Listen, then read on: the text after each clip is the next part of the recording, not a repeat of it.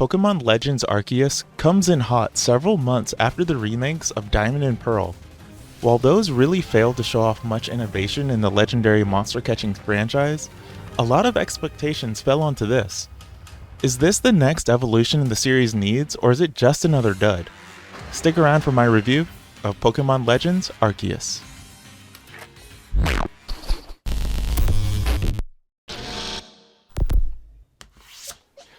This game takes the series in many new and familiar directions.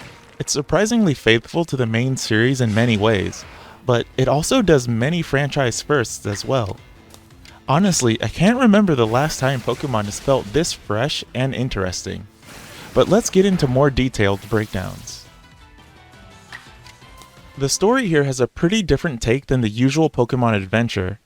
This time around, we're a lone teen transported into the Hisui region sometime in the past.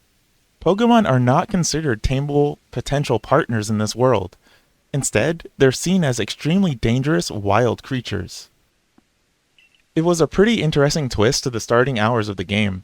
Constantly being told and warned how dangerous the world is and the creatures in it are is actually a little unnerving.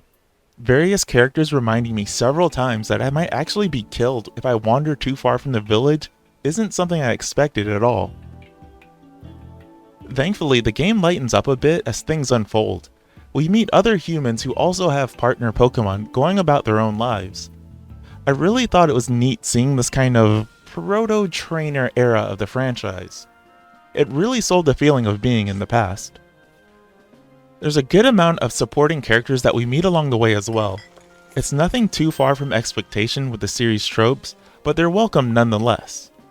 While many rotate in and out of the story depending on what you're doing next, they all had a good amount of variety and characterization compared to more recent entries. Overall, the story doesn't compare to other RPG bigwigs, but it's a solid effort in most regards, even if it does feel like the least important aspect of the whole package.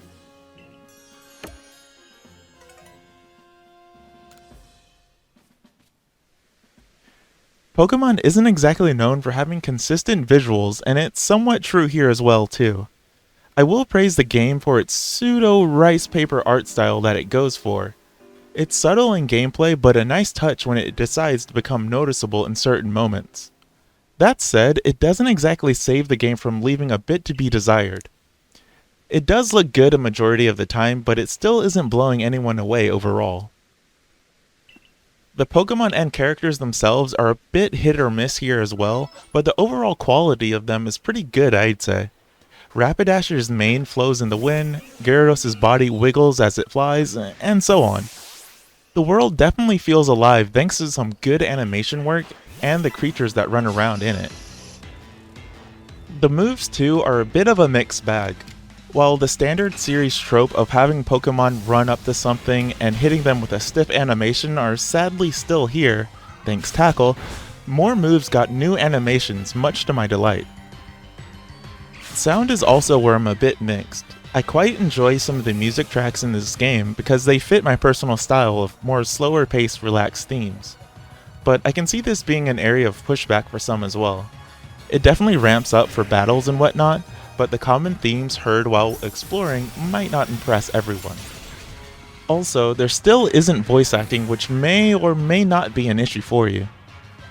Lastly, I want to talk about performance. It's stable for the most part, but it definitely takes hits in various ways. There are some minor slowdowns in various areas or situations, but it's rarely an issue. The resolution though absolutely tanks itself in certain busy areas like the space-time distortions to maintain its performance.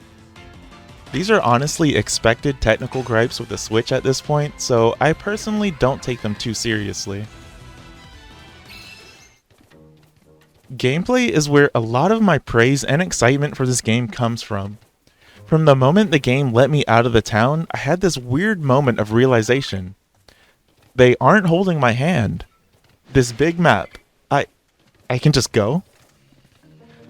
It really feels great to explore this world thanks to very limited hand-holding at the start of the game, and a main story that lets you proceed at your own pace.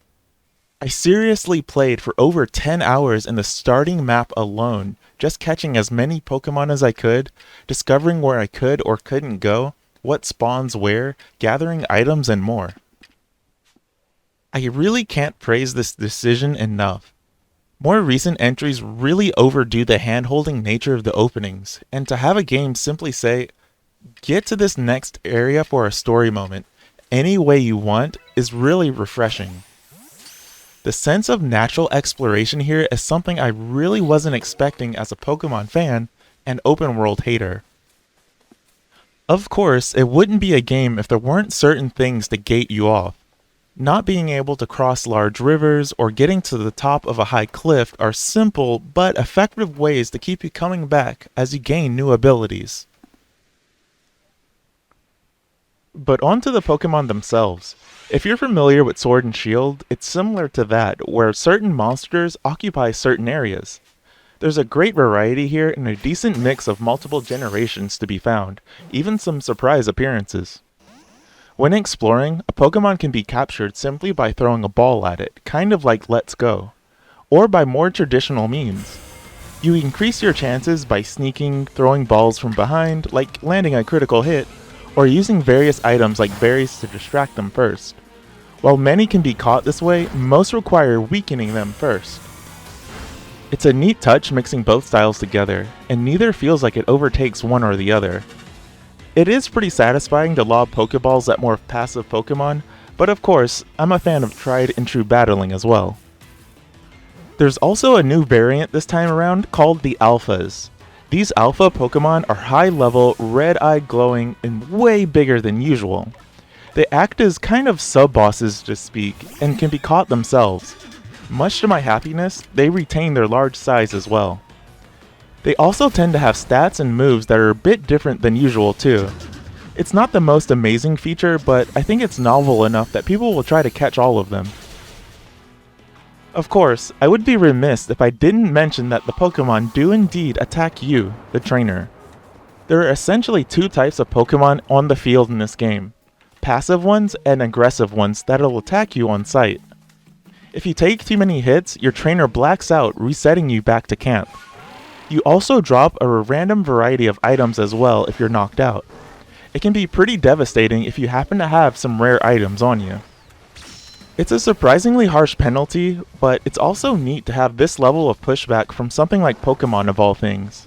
While it's simple enough to dodge most attacks, sometimes things simply get out of hand in this game and you'll find yourself back at start missing a handful of Moonstones. A main goal of the game is completing the Pokédex. By encountering, catching, and battling many of them, you'll fill in information about the various Pokemon found here.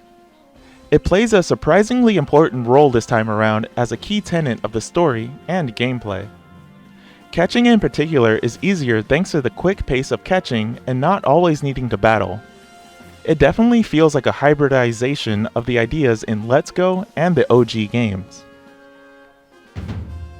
Along with story reasons for completing the dex, there are other benefits too.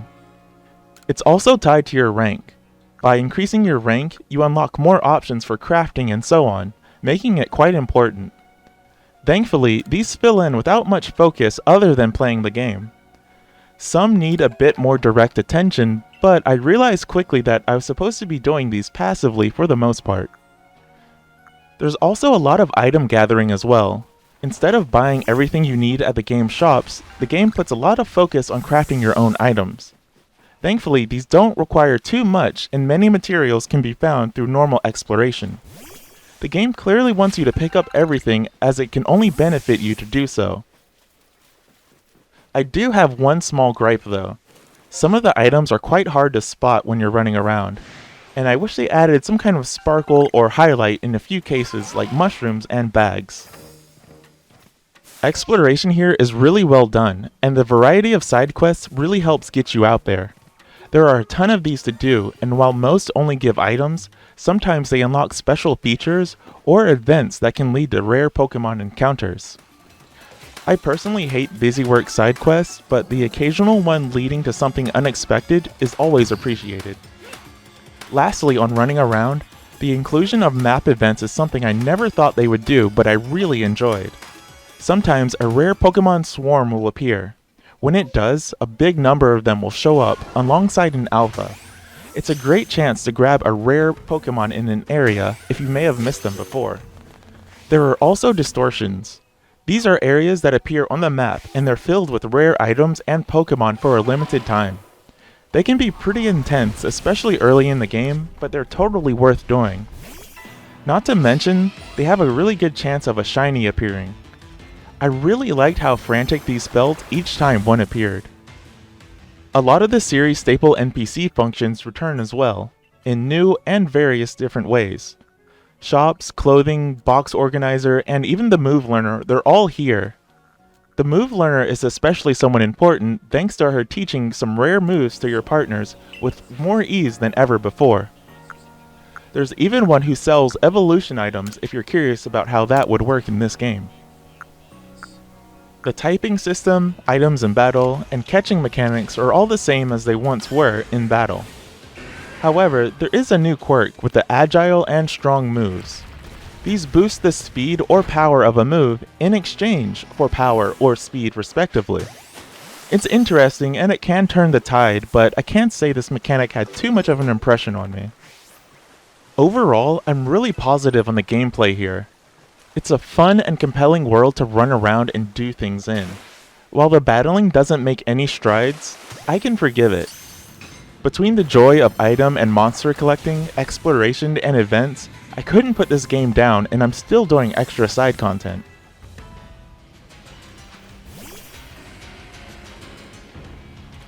Pokemon Legends Arceus is an awesome entry. It does so much right and feels fresh for the Pokemon series that it's hard to not be positive about it. Of course, on paper, many of its mechanics are done in other games before it, but there's just something about Pokemon taking these chances that really clung to me. It's surprisingly addictive in a way Pokemon hasn't been in years for me. There's a ton to do and collect right out of the gate. The fact that the game lets you go almost anywhere right away is something we've been asking for years, and to finally have it is really exciting. It's not a perfect package and there are clearly some rough spots.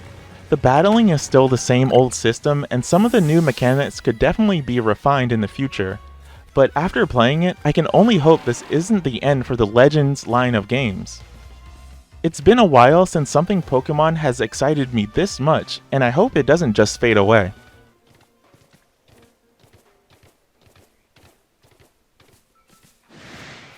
Anyway, how about you? Are you excited about this bold new direction for this series? Or is it not your cup of tea? Let me know down below in the comments and be sure to spread the word about this review. I hope to see you next time.